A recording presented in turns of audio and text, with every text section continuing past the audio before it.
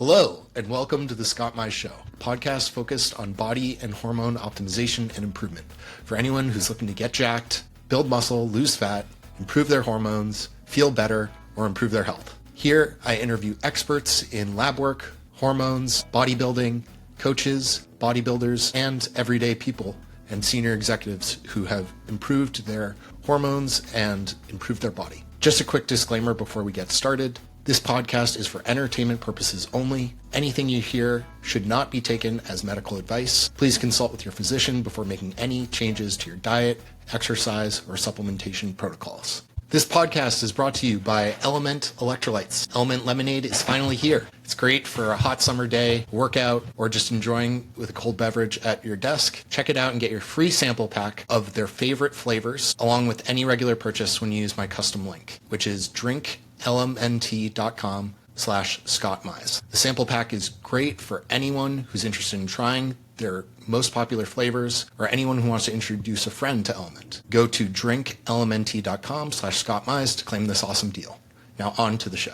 This podcast is brought to you by BioLongevity Labs for all your peptide and bioregulator needs, including retatrutide, aka GLP-3, MOTC, 5-amino-1-MQ, BPC-157 and TB500 for tissue and joint recovery and healing, as well as digestion, and much, much more. Head to biolongevitylabs.com and use code SCOTTM, that's Scott M, all one word, to save and support the show. Thank you. All right, today I'm very excited to have Ella, aka Scientific Snitch, on the show. She's a researcher and content creator with a massive social media following. She posts in-depth scientific reviews of various health and physiology topics, including building muscle, losing fat, dispelling myths around toxins and seed oils, and much more. Ella is one of the brightest minds in the fitness industry and someone I turn to regularly for answers on a variety of subjects. She holds a BS in exercise science and is a master's student in physiology. Finally, Ella is a coach helping people get healthy and more jacked. Welcome to the show, Ella. Oh, thank you so much for that intro. That means a lot. I guess you always, everyone always speaks a little bit more highly than you do of yourself. So, I do my best to give out correct information, but nobody's perfect, so we all make some mistakes. It's all true. It's all deserved.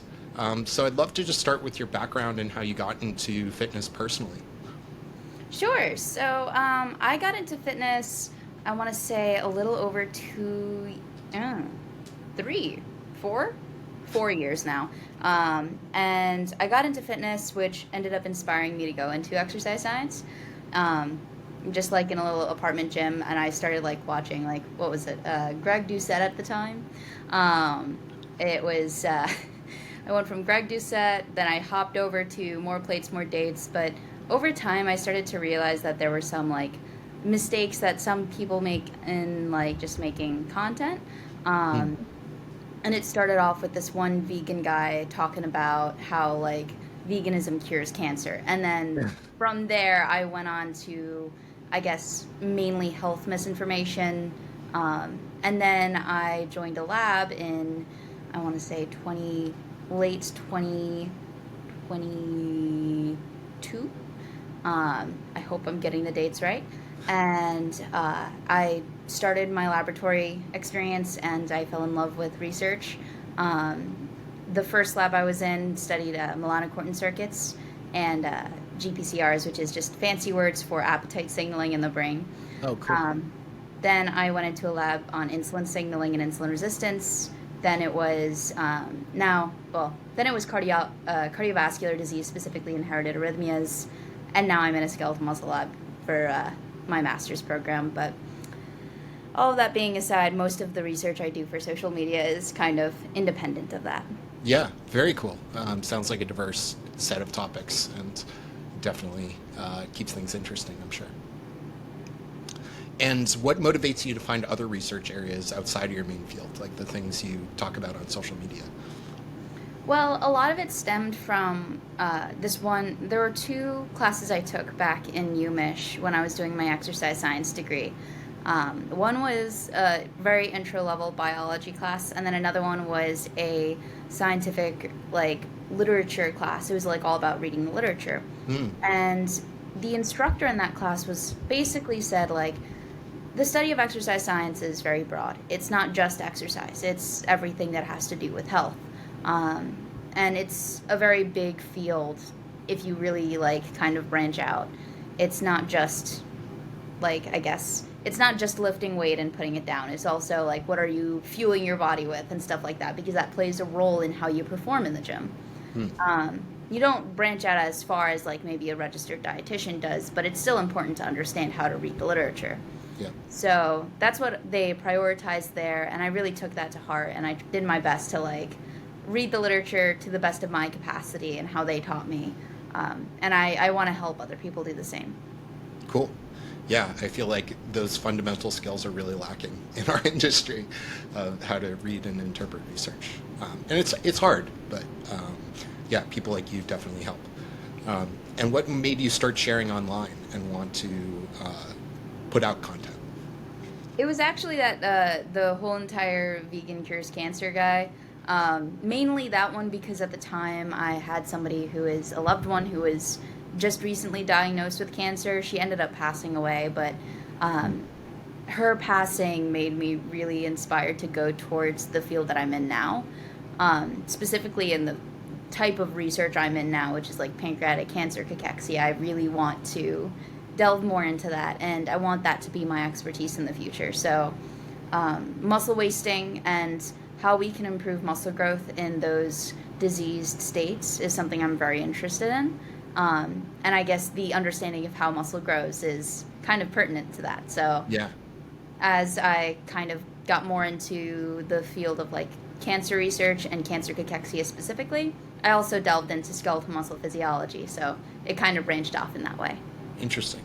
Does that, when you're studying muscle wasting, does that include like anabolics? Because I know a lot of anabolics were originally intended for both muscle wasting as well as like burn victims.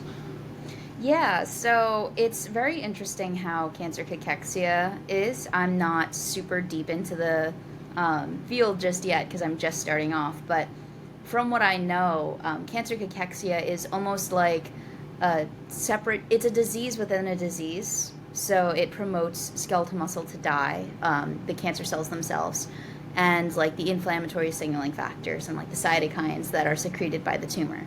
And it's different for each type of cancer. So like lung cancer cachexia will be different from pancreatic cancer cachexia. And it's also contributing to the reason why you see more pancreatic cancer cachexia than, let's say, breast cancer cachexia. Right. But it's really important that we get more understanding in the field, because from what I've seen and experienced with the person who has passed from pancreatic cancer cachexia, we don't have very good treatments for it.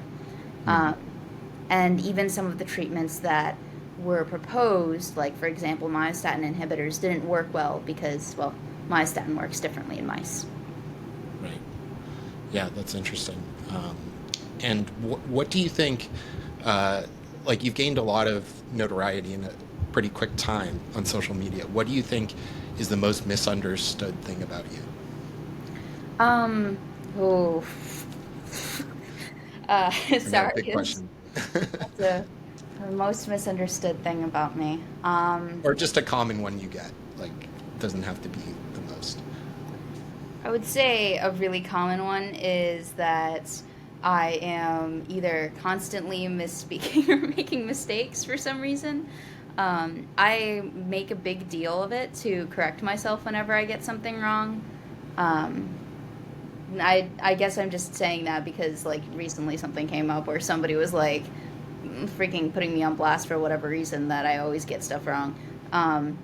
I do get things wrong, and that's a part of the reason why I made my account, not just to correct misinformation, but to correct myself and to show that people make mistakes and that it's important to correct yourself, and we shouldn't be ashamed of that. I feel like there's a big thing on social media where it's like, you gotta always be correct, and if you get wrong, you're like canceled or something, and that really should not be the case. We're all only human. Yeah. And then I also, I have expressive receptive linguistic processing disorder, so it's, if I get something stuck in my head, then I'll say it a bunch of times. Sometimes that thing will be wrong, and then I'll be like, okay, I gotta walk back on that. But I guess that would be the main thing, is like I don't stand for just correct information. I stand for like the entire idea of what correct information is, and science is evolving, so you have to correct yourself every now and then. Yeah, I think that shows you're a true academic and intellectual. Um, and I appreciate, even yesterday I saw you posted on your story, like, here are some things I've gotten wrong. I thought that was really honest and humble of you. What is your goal with your research and with your content as well? Um, I want to bring a little bit more nuance back into exercise science. I feel like there's a lot of camping out, and like you'll have certain people who believe certain things, and then if you go against that one person, then you're like against the entire community for some reason. Um, I think it's important to understand that there's nuance in everything. So, for example, there's like I think you might ask about this, but like the whole high volume, low volume crowds, it's like, yeah, there's times when like you're injured, and doing higher volumes is probably a little easier on your body. Like you're not going to be pushing yourself as hard. But there's also like a level to that where it's like if you're doing excessive volumes, that's also not good. So like kind of balancing a little bit in the between, acknowledging that everybody's an individual is all important, and I feel like that gets lost in translation a little bit over social media. Yeah, absolutely. And one thing you've talked about that I find really interesting is, and correct me if I'm misquoting you, but you've said you prefer mechanistic research over outcome-based research. Why is that, and what's the difference? Oh man. I don't know if I ever said that directly. Okay. I will if I said that directly, then I want to like correct myself then. Okay. Because Go ahead. I don't prefer either type of research over one another. I love mechanistic research, don't get me wrong. Okay. Um, but mechanistic research is used to critique and um, correct the outcome data. And then on the opposite side, outcome data is used to critique and correct mechanistic data, Mm, because you can really see clinical relevance in outcome data, because typically mechanistic data is very minute. You're going to see a lot of mouse research because there's a lot of things we can't do in humans that we do in like mice and animals, or even in like in vitro when we're talking about like in a petri dish.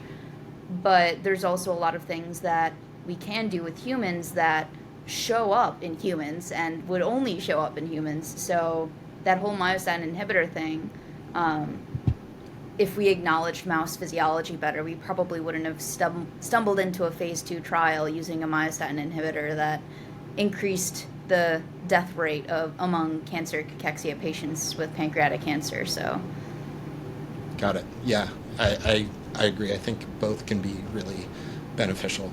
Um, so I think the main topic I wanted to focus on today is hypertrophy. And we're going to deep dive a bit into training volume. Let's start with, what do you believe drives muscle hypertrophy at like a summarized level, and what does not? I would say mechanical tension drives muscle hypertrophy because it's the one thing that you're going to be able to progress upon. Okay. Um, so, for example, when we're talking about time under tension, I know there's a lot of people who seem to think that time under tension is one of the drivers. I don't think that it is, because you don't really progress on time under tension. You progress with mechanical tension, the amount of force that your muscle is producing.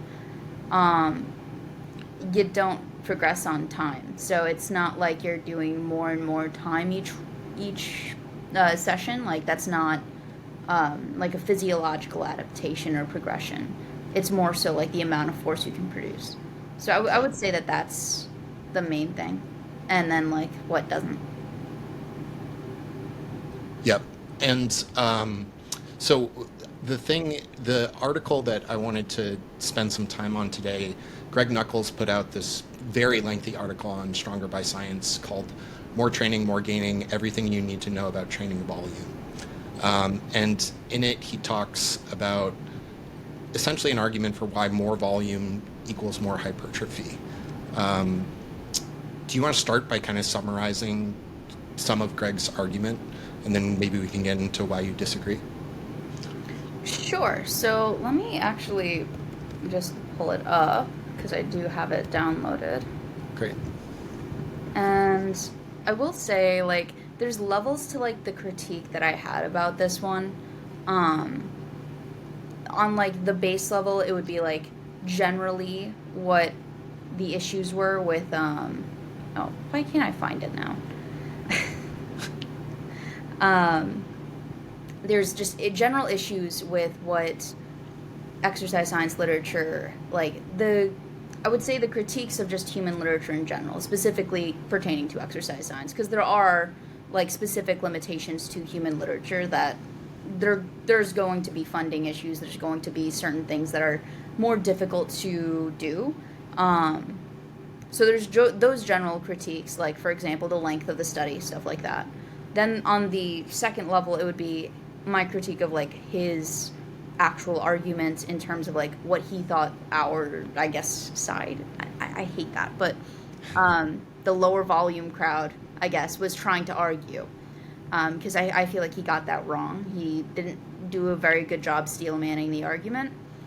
And then I would also say, like, there was some parts that seemed a little bit understudied in a sense, where there's some studies I would have used, or I would have done more digging into, rather than just using, like, let's say, I believe there was, like, a 6 or 10 week study on, like, 10 people. I'm like, I wouldn't use that, but, so I guess let's go through what he was arguing here. I'm not sure. Is it possible to share your screen? Yeah. Cool. I don't know how to make you share. Is there a share button for you at the bottom? Yes, there is. Okay, yeah, try that. Okay. Perfect. I can see it. Okay, so down here, I believe he gives the argument. So here is here's the arguments against hypertrophic benefits of higher training volumes, which are constructed. The first premise that he gives in his first argument is that muscular strength capacity is fully determined by the number of parallel actin/myosin cross bridges aligned with the muscle's line of pull. I feel like that is not, like, muscle strength capacity is not only determined by actin-myosin cross bridges, but also neural adaptations. And he does mention this in the article, but he doesn't go into full depth on, like, how this would affect the graphs that we see in Pelland's 2024, or at least he doesn't. He leaves a couple things out that are kind of crucial to understanding, like, neural adaptations as a whole. So there's that part. Then there's also myofibrillar hypertrophy is characterized by an increase in the total number of parallel actin-myosin cross bridges in the muscle. I would argue that it's myofibrillar hypertrophy is just an increase in myofibrils, which lead to myofibrillar hypertrophy. So the hypertrophy of the myofibrils, the little contractile components of the muscle cell. So I wouldn't just say it's like parallel actin-myosin cross bridges, but all the components that are important for a contraction. So that would also include, I guess, going off the top of my head, there's a ton of elements involved in contraction, but mainly the contractile proteins. So actin-myosin, yes, but it wouldn't just be like the cross bridges themselves. There's some other stuff that go into that as well. Therefore, myofibrillar hypertrophy increases muscular strength capacity, and an increase in muscle size that's not accompanied by an increase in strength capacity cannot reflect myofibrillar hypertrophy. That's so under nuanced, because there's neural adaptations that play a role too. So, for example, the farther away you get from failure, you're still going to experience neural adaptations. So you're still going to get quote-unquote stronger. And that was not covered in this article. He covered how untrained lifters experience neural adaptations, but trained lifters do as well. There was one study that showed that, I believe it was like the antagonist muscle action experiences neural adaptations after like 2 years or so. So it's definitely not just like short-term neural adaptations, they cap out and they're no longer there. There's neural adaptations far after that. And then for argument 2, there's myofibrillar hypertrophy increases muscular strength capacity, and an increase in muscle size that's not accompanied by an increase in strength capacity cannot reflect hypertrophy, which is the conclusion from argument 1. And then higher training volumes fail to cause larger strength gains when volumes exceed 5 to 10 sets per week, or exceed 5 sets per week. Therefore, higher training volumes past 5 to 10 sets per week cannot actually promote greater myofibrillar hypertrophy. Again, as with the whole contention with the conclusion of argument 1, you're leaving out the nuances of neural adaptations. And then on top of that, we're also disregarding the components of sarcoplasmic hypertrophy as well, which he does mention in his inference flowing from conclusion 2, which is that the apparent increases in hypertrophy at higher training volumes therefore must be a result of swelling, edema, and sarcoplasmic hypertrophy. He fails to also, talk about how sarcoplasmic hypertrophy and, decreases in training performance at higher volumes. So, like, for example, you're not going to do maximal 5-rep sets 15 different times. You're going to start going from like 5 reps to 4 reps to 3 reps to 2 reps, and then at some point you're going to have to decrease the weight. So now like what are we talking about in terms of like how does sarcoplasmic hypertrophy actually affect your performance, and how much mechanical tension you would be experiencing that's going to be activating those like higher threshold fibers, which would go into motor unit recruitment and a few other things there. But I think that covers the basics of like what this whole paper's on. Yeah. And what, other than the ones you've mentioned in the initial logic flow, what errors do you think Greg made in his analysis, and where would you argue with some of his methods and logic? So I would argue with some of his use of, because he does go through some swelling studies to, I believe it was, let me see, down here, he goes through a few different swelling studies where he's talking about why swelling is not really a big issue in high volume training literature. However, the problem is that, one, most of these studies are going to be doing the same exact routine, which he does address this with one other study that didn't do the same exact routine, but I'll cover like what I mean by that in a second. So you're doing the same routine.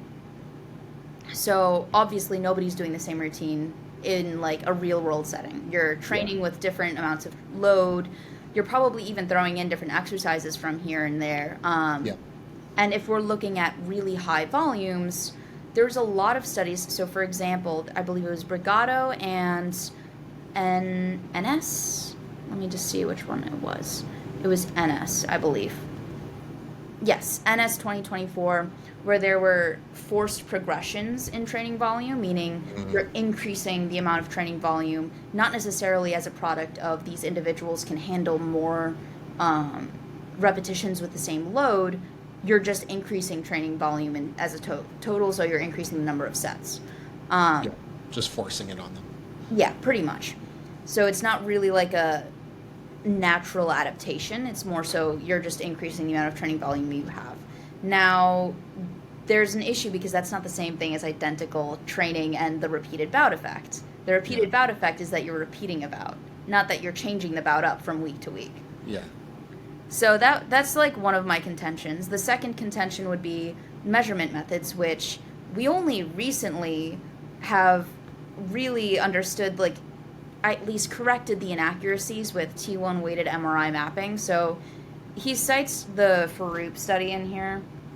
Maybe, Ella, actually, I think it would be helpful for the audience just to talk about why muscle swelling is important. Gotcha. In general, like how it could influence the data and some of the conclusions from the data. Gotcha. Sorry about that. No, it's fine. I jumped straight into it. So, yeah, go ahead. So, how swelling could influence the data. So if we're increasing training volume and swelling is accumulating, then there's a potential that if swelling is accumulating, that it could influence the data to make it look as though there's more hypertrophy than there actually is. If, for example, you're increasing the amount of training volume every 2 weeks, and you're accumulating a little bit of swelling and it's not fully going down, then there is a possibility, because we have documented, I guess, that swelling doesn't necessarily always go down after the first 72 hours. There has been some literature suggesting that in some muscles it could go beyond that. I believe there was one study that found sarcoplasmic hypertrophy up to 8 days after training. Okay. So there is a possibility that it could be influencing the data in a certain way. Now, the reason why it would be influencing the data is because the measurement methods to quantify how big muscles are is kind of flawed. And also, a lot of the data that we're using in meta-analyses is going to be variable. So, for example, you'll see in a lot of these training volume meta-analyses, they're using ultrasounds, DEXA scans, MRIs, but they're not the same method. So we're looking at like 5 different ways that muscle can be quote-unquote measured, all with different levels of accuracy, and all with different amounts of how much is it actually going to measure swelling, and most of these studies don't account for that as well. And I could go into why each one is inaccurate if you'd like me to. Yeah, so I guess the basic premise is like, if you're looking at low volume versus high volume training and trying to see which results in more hypertrophy, high volume training could theoretically cause more muscle swelling at the end of a study, and therefore it could look like the high volume training is causing more hypertrophy, but it's really just swelling, and you can't always tell swelling from real hypertrophy. Is that the basic premise?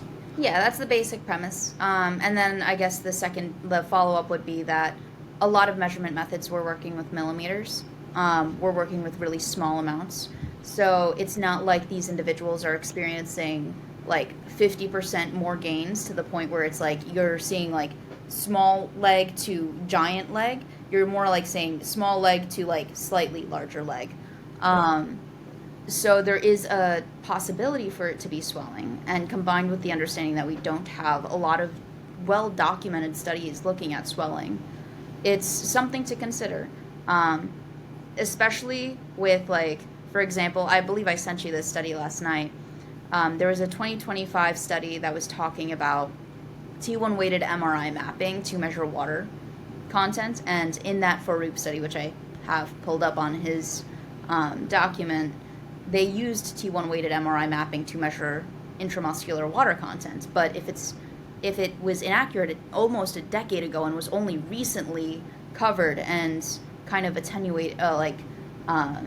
made less inaccurate, I think it's important to account for that. So things like that. It's like they're very small, and honestly, like I could see that if you're not accounting for failure, which that's another part, which is that failure is, I don't like the way it's defined personally based off of like the literature, because they defined momentary failure as the inability to perform a rep with proper form. But as we all know, when we get close to failure, our form kind of breaks down a little bit. So some trainers or some researchers might not be pushing their participants as hard as others. And that's another problem. So there's a bunch of things at play where, considering that the efficiency of volume for increasing muscle growth rates did diminish as the as volume increased, specifically with the Pelland data, I think that's also important to note. Like, it's not as though like increasing training volume from 10 to 20 versus 20 to 40 is going to give you the same level of efficiency in terms of how much muscle you're actually growing. Yeah. Got it. So what are, sorry, I kind of backtracked us and interrupted you. Just to summarize, there are a few ways in which you think Greg didn't adequately discuss or uncover muscle swelling. One is the fact that the way to measure and quantify muscle swelling has changed recently, right? Yeah. Is that correct? So that's one part of it, but that was only in the Farouk study. Okay. That was one of the few studies that actually looked at like muscle fluid volume with T1 weighted MRIs. I would say that T2 would be more accurate, But even T2, like, we still don't fully understand the effects of volume, the effects of, like, for example, carbohydrates. There was another study, I believe, Follow 2023. There was another study thrown in there where the participants were in a surplus. That's another component. Like, if you're eating more carbs, that's more water retention. And if you're eating more sodium, that's more water retention. So there's a lot of things to consider when we're looking at muscle swelling and how it could impact data. And if participants are being forced into a surplus, if they're adding training volume from week to week. So they're novel training volumes. I should correct myself with that. But these sorts of things that can impact swelling haven't been well studied or, I guess, accounted for in how we're measuring. And then combine that with variable types of, like, sometimes we're indirectly measuring muscle mass with a DEXA, and other times we're measuring it with an ultrasound, and other times it's an MRI. And then sometimes it's 24 hours, sometimes it's 48 hours, sometimes it's 72 hours plus. So it's all over the place.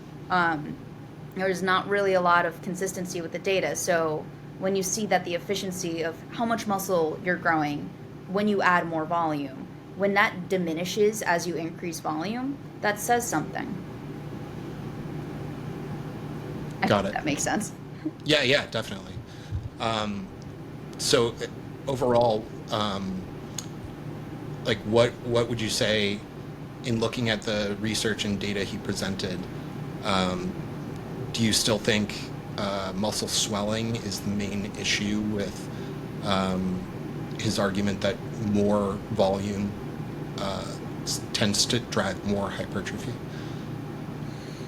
I would say that it partially depends on the individual. So some individuals, maybe they can handle a little bit extra volume. Maybe they can handle 10 to 12 sets per muscle group per week rather than, let's say, a little bit less. That's part of it. Another part of it would be considering training status, because untrained lifters, they're going to experience a little bit more hypertrophy of lower threshold muscle fibers, because that's typically how we climb the motor unit pool. People typically start off in a motor unit deficit in the sense where they can't recruit their muscles as efficiently. And as they start training, they get better at recruiting their muscle. And that's typically why we see so much growth in untrained lifters. But then when we talk about that with trained lifters, type 2 muscle fibers are more fatigable. So they're more likely to experience issues in terms of swelling. So they're more likely to experience excitation contraction coupling failure, which is basically a fancy word for saying the muscle cell got a little bit damaged, got a little bit overwhelmed, and now it's not going to contract. Got it. So there's a bunch of variables at play, and I feel like there was a lot of nuance that got left out. And one of those nuances being, like, neural adaptations going farther than just untrained lifters. So, like, when we're seeing, like, strength not really respond to increased, I guess, farther away from failure training, so, like, low intensity training, that would make sense. Like, if you get better at moving, if you're not moving as heavy of a weight. Yeah. And his main argument seems to be that, like, muscle swelling is all but non-existent over time due to the repeated bad effect.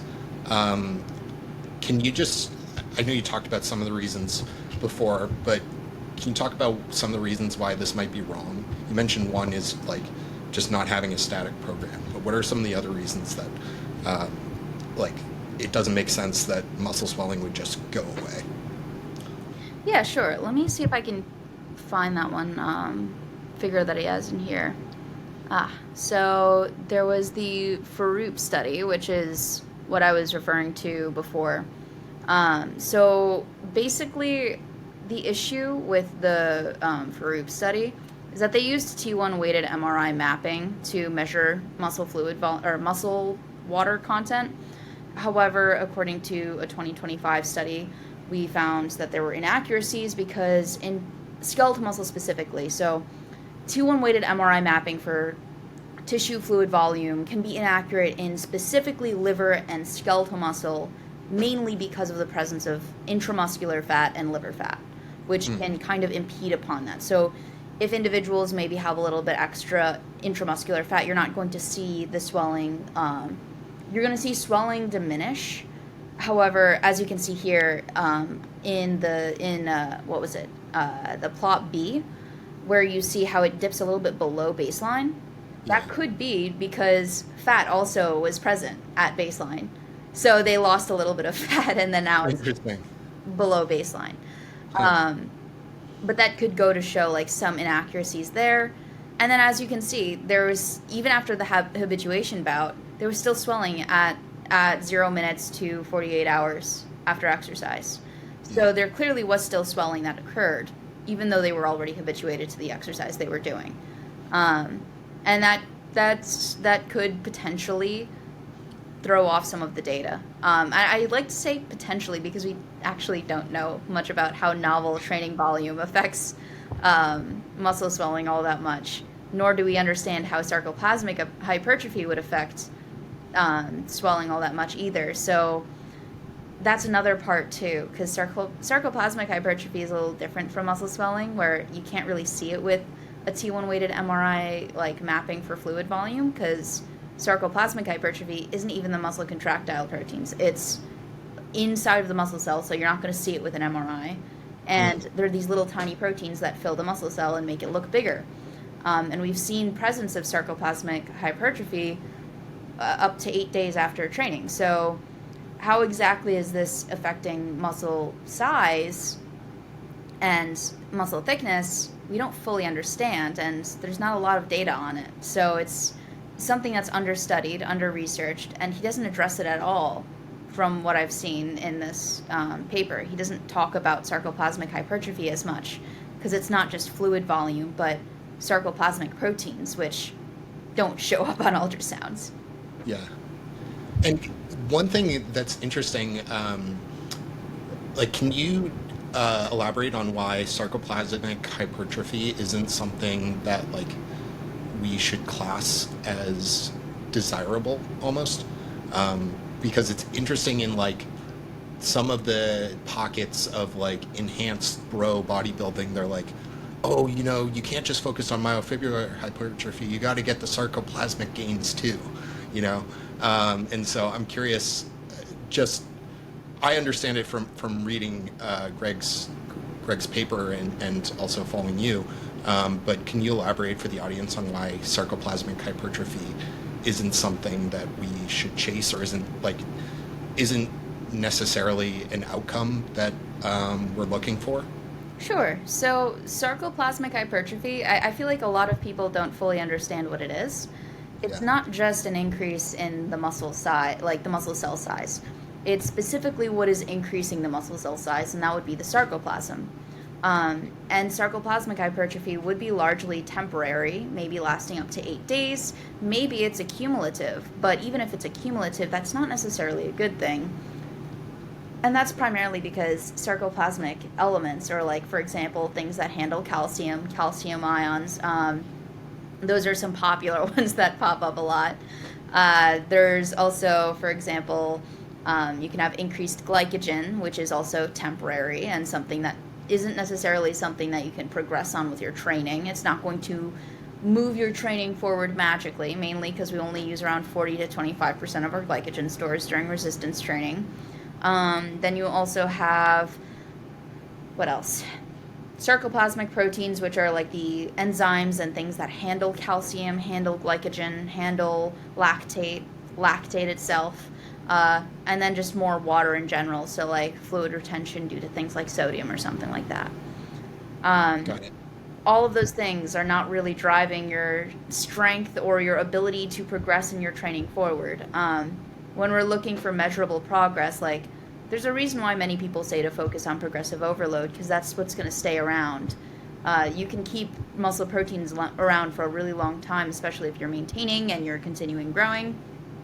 And then increased myofibrillar proteins also promotes satellite cell division and myonuclei addition, which is also really important because that allows you to maintain more muscle proteins for longer and is what promotes muscle memory. So all those things are things that are going to stick around for a really long time, whereas sarcoplasmic hypertrophy doesn't stick around for as long of a time, is not necessarily improving your ability to train in the most magical way possible.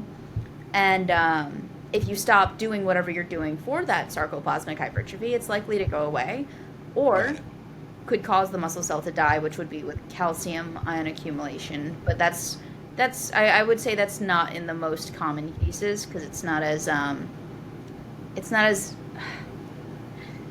calcium ion accumulation is not as big as big and fancy as a lot of people make it out to be.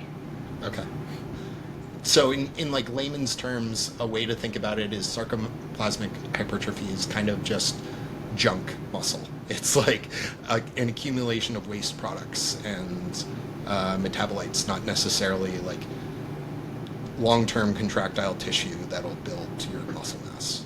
I would say it's neutral to waste. Like, glycogen's probably not, like, harmful. I wouldn't, like, if I built up there's a reason why people do carb loads right before a bodybuilding show. Like, that's not a bad thing. But am I doing a carb load every Sunday? No.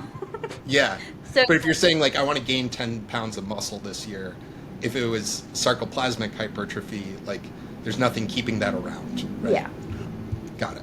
And you can only fill your muscle cells so much with glycogen, so you're only going to get so much of that neutral benefit. You're not like, at a certain point, you're just increasing intramuscular fat, and you're just increasing fat overall, so there's that point too. Got it.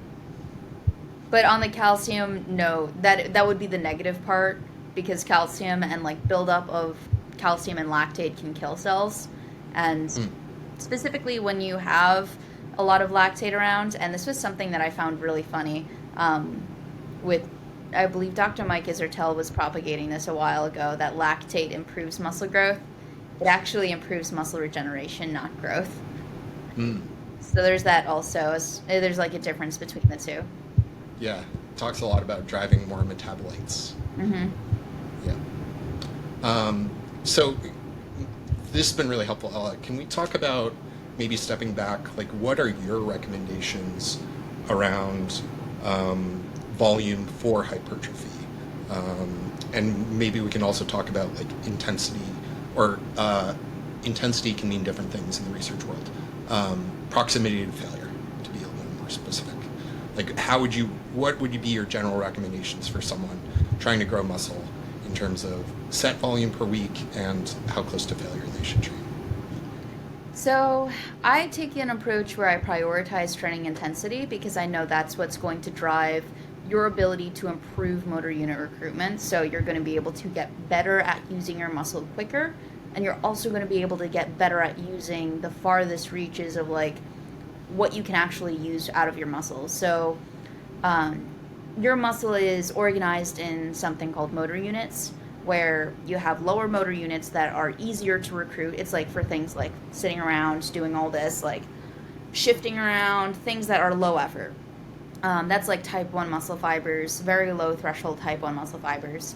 As you climb the motor unit pool, you get up to like type 2X and really high threshold muscle fibers. These ones are more powerful, but they also fatigue faster, which is why it takes so much effort to recruit them. And I would want to prioritize all parts of your muscle. And if you're prioritizing the hardest, farthest reaches of your muscle, I would believe, and also I've been seeing, that it promotes more muscle growth. At least that's what I've seen in my clients. It's also what I've seen in some literature. So there was one study on Roberts where they saw significant growth in type 2 muscle fibers in trained lifters, whereas there was almost no growth in type 1 muscle fibers. But when you compare trained lifters to untrained lifters, you see that their muscle fibers as a whole are smaller in untrained lifters. So this would almost insinuate that type 1 muscle fibers grow first, then type 2 muscle fibers are typically what's growing in trained populations. So I hope that kind of makes sense. I tried to keep that as concise as possible. Yeah. But my general recommendation would be like training to failure. If not training close to failure. So like if you're really exhausted, maybe train one repetition away from failure. But general recommendations for people is train to failure. For volume, when you say, just to define failure, because I know like Dr. James Steele defines failure as when you actually attempt a rep and fail mid-rep. But other people who say, I train to failure, mean they do every full rep they can get and basically stop with 0 reps in reserve. So when you say train to failure, which of those do you mean? I would partially disagree with James's definition, because it's also a part of like completing a full rep too, in my definition at least. I would define it as completing a full rep, maybe with a little bit of subpar form. Yeah, I'm not saying there's a right or wrong answer. I was just Oh, trying to yeah, clarify. no. I partially agree and disagree. It's like I kind of sit in the middle. You shouldn't like really hyperfixate on form to the point where like if your form breaks down even a little bit, you stop the rep because you're at failure. That's not failure to me. I would say failure would be you really attempt a rep, you grind it out and you get it up there, and then that's like your last rep. Yeah, Um, but I guess there could be like a case for specific exercises being like partial reps being considered failure. There could be a case. But that would be like diving into like what failure means for every exercise. And sure. But yeah, we don't have to go there. So training to failure, or in some cases, maybe 1 rep away from failure in terms of intensity. How about in terms of volume? in terms of volume, I typically recommend between 6 to 10 sets per muscle group per week. Something that you see a lot in high volume literature is they hyperfixate on specific muscles, but let's be honest, everybody can bring up every muscle and benefit from that. So Yeah, why would you only focus on your quads when you can focus on your hamstrings, quads, and glutes? Um, and that's the general recommendation I give to everybody is 6 to 10 sets per muscle group per week tends to be the most sustainable and recoverable for long periods of time, which is another thing you can't see from literature currently, which is that typically these studies last for only 12-ish weeks. yeah, Sometimes they're more, but sometimes they're less. Most of the time they're less, and that's something to consider, because I can continue a really high volume training program for 10 weeks, but then I'm gonna need a deload. So if you yeah. want to get the most bang for your buck and you want to be consistent, I would recommend 6 to 10 sets per muscle group per week with, I would say, a frequency of at least 2 times per week. Got it. And why, something I never, this is like me just pontificating a little bit, but if mechanical tension is a stimulus, and it's like how heavy the weight is on our muscle, right? Um, why do we need more than 1 set to elicit that? Like why do we need to dose it through a certain number of sets at all? So there's this thing called post-activation potentiation. Oh man, I'm not on my vocabulary game today, but That's fine. basically you get better at recruiting that muscle the more times you do it. So Mm, that's why multi-sets have almost always been considered better than single sets. Even got when it. you're talking about, like, let's say a warm-up, you're still going to benefit from that a little bit. So like recruiting that really high threshold muscle fiber twice is going to give you more tension than just once. Um, Right.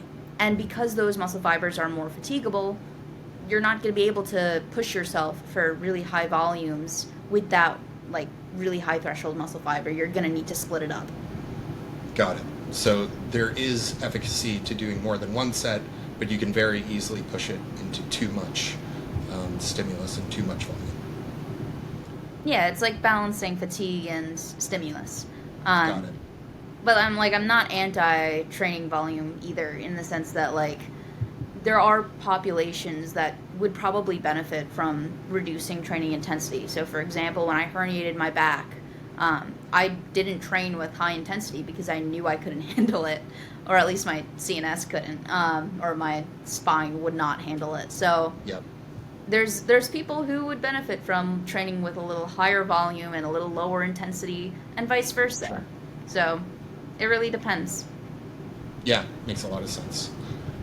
And then another topic you talk about a lot, which I just wanted to like kind of clarify your stance for people, because I think a lot of people misquote you and misinterpret the way you talk about it. It's bulking. So maybe we can just start with like you defining, is bulking necessary to maximize muscle growth, and why or why not? I don't believe that bulking, specifically how it's defined by people in the general population, is necessary Okay. for building muscle, let alone maximizing muscle if you're at a healthy body fat percentage. Okay. Um, but keyword, if you're at a healthy body fat percentage. There Okay. are people who are under fat, underweight, Yeah. just coming out of a bodybuilding show. They are not going to maximize muscle by eating at maintenance. So Yeah. that's, I guess, the big exception. And how do you define maintenance, and why do you define it the way you do? So I would define maintenance as replenishing your total daily energy expenditure with dietary calories. Okay.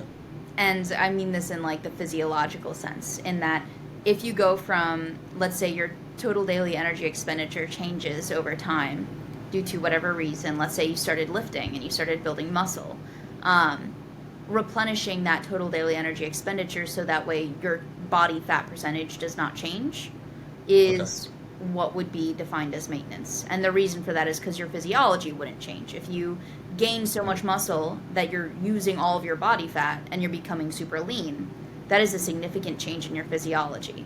Whereas if you're replenishing your total daily energy expenditure and how much energy you're using to maintain and grow muscle, then your physiology won't change from point A to point B. In the sense that you're just getting bigger overall, you're not getting fatter, you're not getting leaner, you're not going to experience the deficits of like being in a low body fat percentage or being in being in a high body fat percentage. Got it. So if someone's at, like, say, 200 pounds, 10% body fat, and they go to 210 pounds, and so they gain 10 pounds, and it's 9 pounds of muscle and 1 pound of fat. So same body fat percentage. Would you consider that eating at maintenance? If they Or go both? from, what was the first number again? 200 pounds, 10% body fat, and they gain 9 pounds of muscle and 1 pound of fat. So they're now 210 pounds and 10% body fat. So same body fat, same everything except for the muscle mass? I would define that as maintenance. Well, they gained 1 pound of body fat, but they also gained 9 pounds of muscle. So they're the same body fat percentage as they were before. They're just 10 pounds heavier. Yeah, so it would probably take that individual a very long time, first of all. And Okay. I would also say that, yes, that would technically be maintenance by my definition, because their physiology would not be changing. They're not getting leaner. They're not experiencing the deficits of being a low body fat in the sense, well, maybe being 10% body fat could be not great for some people, but Yeah, sure. I just picked an arbitrary. yeah. It could be 15%, whatever. But yeah, that being said, like that's pretty much what I'm defining as maintenance is. Okay. And that's what the literature would also define as maintenance if you really dig deep into it. But there is no definition of maintenance calories or even maintenance of body weight, like formally. It's very arbitrary. Yeah.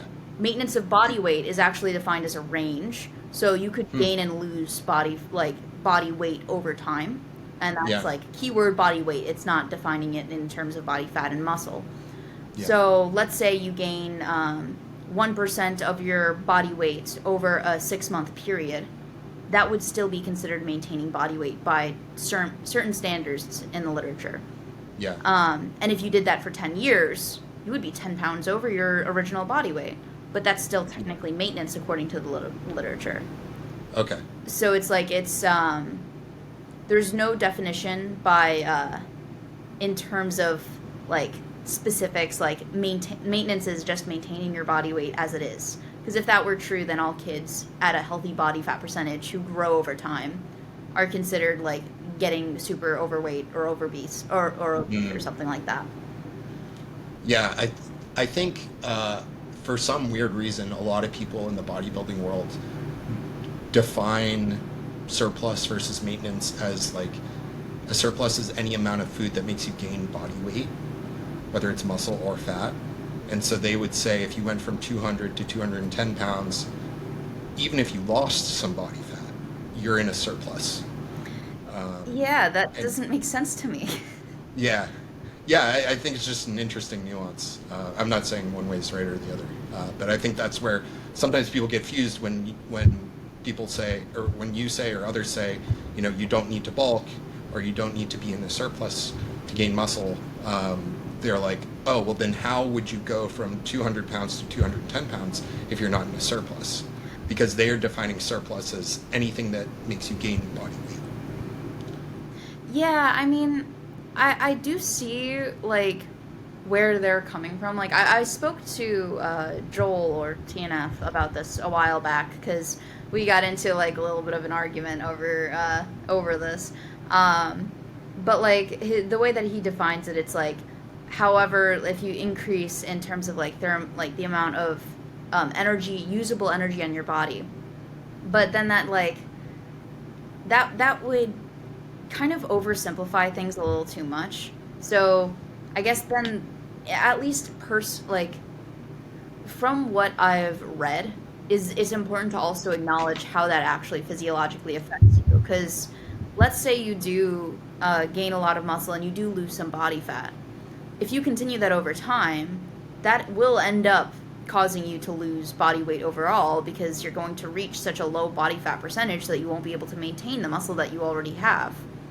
So it's like you're saying that it's a surplus until it becomes a deficit, even though it's still a deficit throughout the time that you're losing body fat, because your body is thinking it's in a deficit. That's it's where really it's weird. like, it's important to understand how it's physiologically impacting the body and how that plays a role.